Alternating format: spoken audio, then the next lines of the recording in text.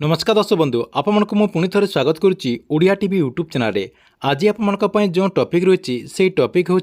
भत्ता टंका को नहीं जो मैंने आगु भत्ता टंका पाते जो मानकर ना भत्ता लिस्ट रही जहाँकि एवं राज्य सरकार से मानकर भत्ता लिस्ट्रु ना काटवाक जाऊँच जहाँकि से जो भत्ता लिस्ट रही से लिस्ट्रु से राज्य सरकार काटवे बोली एवं भाइराल होबार लगी जहाँकि यूट्यूब मध्यम बहुत सारा वीडियो एवं भाइराल होबार लगी तेबे यही न्यूज को नहीं कौन सत्यता रही ता सहित जदि राज्य सरकार भत्ता लिस्ट्रु ना काटुंट क्यों मानकर काटे ए नहीं कौन अपडेट रही ये वीडियो मध्यम आपने पूरा डिटेल जानीपारे जहाँकि आपको ये वीडियो मध्यम पूरा डिटेल जनइबी से भिडियोटी को शेष पर्यंत देखूँ ता पूर्व वीडियो को गोटे लाइक कर दिंतु और जो मैंने चैनल को नुआ आसवे चैनल को सब्सक्राइब करके ऑल नोटिफिकेशन ऑन कर दिंतु जहाँद्वारा आपने गवर्नमेंट जहाँ भी अपडेट योजना आसो यही चैनल मध्यम आपने सर्वप्रथम देखिपारे।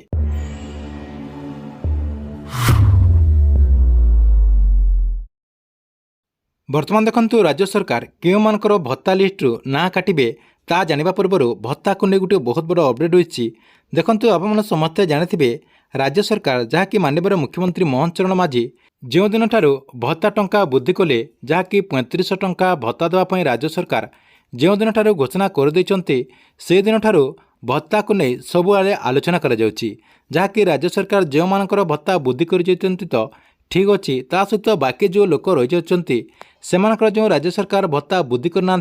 से अधिकांश लोक असंतोष रही ता सहित राज्य सरकार जो मानकर भत्ता टंका वृद्धि कर एपर्यंत जेहेतु टंका देना से असंतोष रही या सहित आपने समस्ते जानिथिबे जे ओडिशा रे बहुत सारा जगार राज्य सरकार समस्तंकर भत्ता टंका को वृद्धि करंतु बोली सेमाने जाकि धर्मघट मध्य करचंती यार भितर आपने समस्ते जानिथिबे जे राज्य सरकार जो भत्ता टंका वृद्धि करचंती जो मानको 80 वर्ष हो जायछि ता सहित जो भिन्नक्षम रहिचंती 80% रु अधिक जो भिन्नक्षम रहिचंती सेमानको जो राज्य सरकार 3500 टंका भत्ता देवा पई जो घोषणा कर दैचंती एई भत्ता टंका केबे मिलिबो से नहीं यूट्यूब रे बहुत सारा वीडियो मध्य पोस्ट करा जायछि जाकि किए कहउतला जे आपनकर अगस्ट 15 तारिख रे एमानको भत्ता टंका मिलिबो किए कहूला राखी पूर्णिम जहाँकि भत्ता टंका मिल किंतु सबू से मिछ प्रचार करते एजाएं सरकार तरफ कौन नोटिफिकेशन आसीना जे राज्य सरकार यही तारिख में जो मानकर राज्य सरकार जो भत्ता वृद्धि कर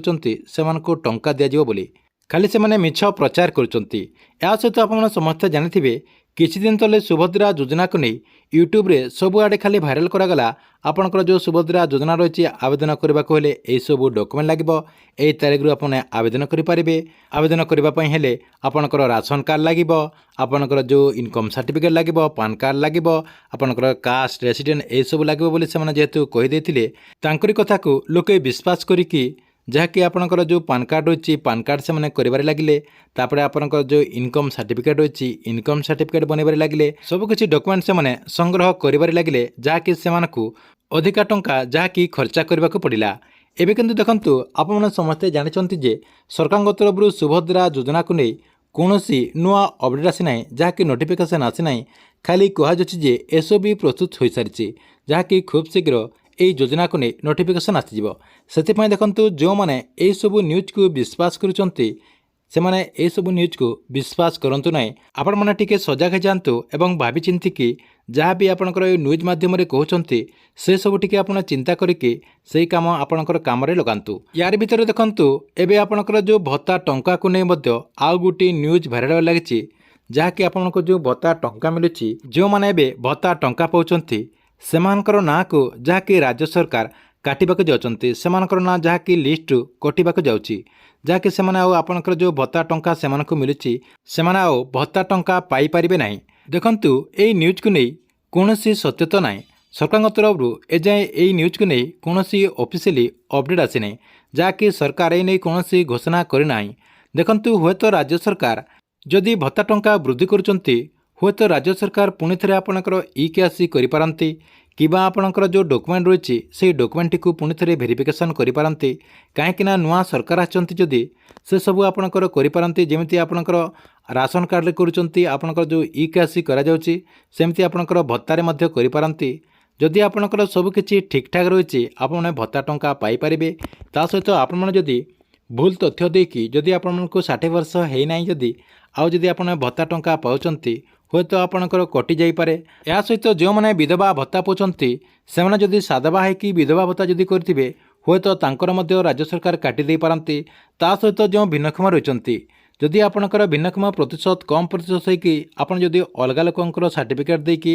ଆପଣ ବେଶୀ ପ୍ରତିଶତ କରିଦେଇଛନ୍ତି ତାହେଲେ ଆପଣଙ୍କର ମଧ୍ୟ ହୁଏତ ରାଜ୍ୟ ସରକାର ଭେରିଫିକେସନ୍ କଲାପରେ କାଟି ଦେଇପାରନ୍ତି। କିମ୍ବା ଆପଣ ଯଦି ଭିନ୍ନକ୍ଷମ ନୁହନ୍ତି ଆଉ ଯଦି ଆପଣଙ୍କର ଭିନ୍ନକ୍ଷମ ସାର୍ଟିଫିକେଟ୍ ଅଲଗା ଲୋକଙ୍କର ଦେଇକି ଯଦି ଆପଣ ଭତ୍ତା ଟଙ୍କା ପାଉଛନ୍ତି ହୁଏତ ରାଜ୍ୟ ସରକାର ଭେରିଫିକେସନ୍ କଲେ ଆପଣଙ୍କର ମଧ୍ୟ କଟିଯାଇପାରେ। ଏହି ପ୍ରୋସେସ୍ରେ ଆପଣଙ୍କର କଟିଯାଇପାରେ। କିନ୍ତୁ ଦେଖନ୍ତୁ ଯେଉଁମାନଙ୍କର ସବୁକିଛି ଠିକ୍ଠାକ୍ ରହିଛି ଆପଣଙ୍କର ସବୁକିଛି ଡକୁମେଣ୍ଟ ଯଦି ଠିକ୍ଠାକ୍ ରହିଛି ଆପଣଙ୍କୁ ଚିନ୍ତା କରିବାକୁ ପଡ଼ିବ ନାହିଁ। ଆପଣଙ୍କର ଯେଉଁ ଭତ୍ତା ଟଙ୍କା ଆପଣଙ୍କୁ ଯେମିତି ମିଳିଛି ସେମିତି ଆପଣ ପାଇପାରିବେ। ଯେବେ ରାଜ୍ୟ ସରକାର ଏହି ଭତ୍ତା ଟଙ୍କା ବୃଦ୍ଧି କରିବେ ଆପଣ ସେହି ବର୍ଦ୍ଧିତ ଟଙ୍କା ମଧ୍ୟ ପାଇପାରିବେ। ଠିକ୍ ଅଛି, ଏ ଥିଲା ଆପଣଙ୍କ ପାଇଁ ଭତ୍ତା ଟଙ୍କାକୁ ନେଇ ବହୁତ ବଡ଼ ଗୋଟେ ଅପଡେଟ୍। ଆପଣମାନଙ୍କୁ ଭିଡ଼ିଓ କେମିତି ଲାଗିଲା କମେଣ୍ଟ ବକ୍ସରେ ନିଶ୍ଚୟ ଗୋଟେ କମେଣ୍ଟ କରିବେ।